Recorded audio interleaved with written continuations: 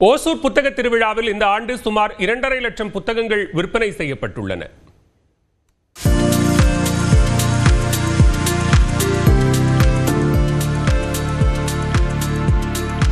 ஓசூரில் கிருஷ்ணகிரி மாவட்ட நிர்வாகம், தமிழ்நாடு அறிவியல் இயக்கம் மற்றும் நியூஸ் 18 தமிழ்நாடு இணைந்து 14வது புத்தக திருவிழாவை நடத்தின. இதனை கடந்த 11ஆம் தேதி ஆட்சியர் தினேஷ்குமார் தொடங்கி வைத்தார்.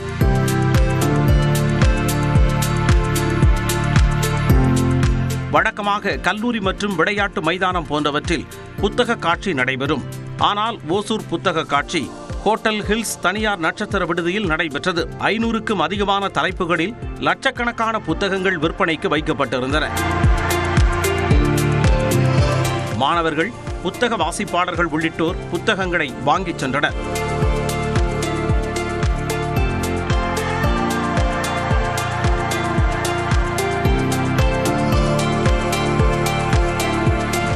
தினமும் ஒரு தலைப்பில் எழுத்தாளர்கள், கவிஞர்கள், பேச்சாளர்கள் கலந்து கொண்டு உரையாற்றியது புத்தகங்கள் மற்றும் புத்தக வாசிப்பின் முக்கியத்துவத்தை உணர்த்தும் வகையில் அமைந்திருந்தது.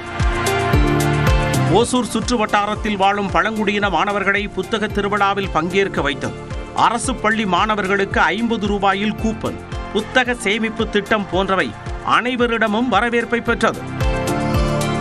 புத்தக திருவிழாவின் 10ஆம் நாளில் நியூஸ் 18 தமிழ்நாடு தொலைக்காட்சியின் ஆசிரியர் கார்த்திகை செல்வன் கலந்து கொண்டார். அப்பொழுது புத்தக திருவிழாவின் மலரையும் கவிஞர் சத்திய பாலபாரதி எழுதிய தீரா காதல் என்ற கவிதை நூலையும் வெளியிட்டார்.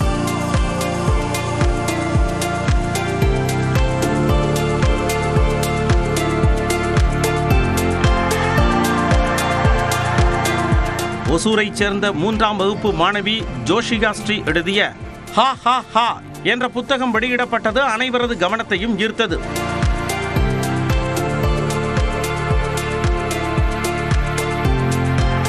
இந்த கண்காட்சி நேற்றுடன் நிறைவடைந்த நிலையில் 12 நாட்களில் 12,000 மாணவர்கள் பங்கேற்றுள்ளனர்.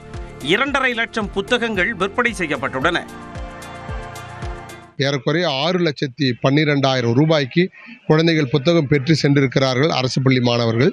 மழை சீற்றங்கள் இருந்தாலும் அதையும் பொருட்படுத்தாமல் இந்த 12 நாட்கள் சிறப்பான முறையில் ஒசூர் மக்களுடைய பங்களிப்போடு புத்தக திருவிழா சிறப்பாக நடைபெற்றது.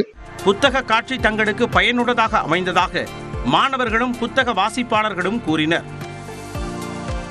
நான் பாஸ்ட் 3 இயர்ஸாக இந்த புக் ஃபெஸ்டிவல் அட்டன் பண்ணிகிட்ருக்கேன். இந்த வருஷமும் நான் புக்ஸ் நிறையா வாங்கினேன்.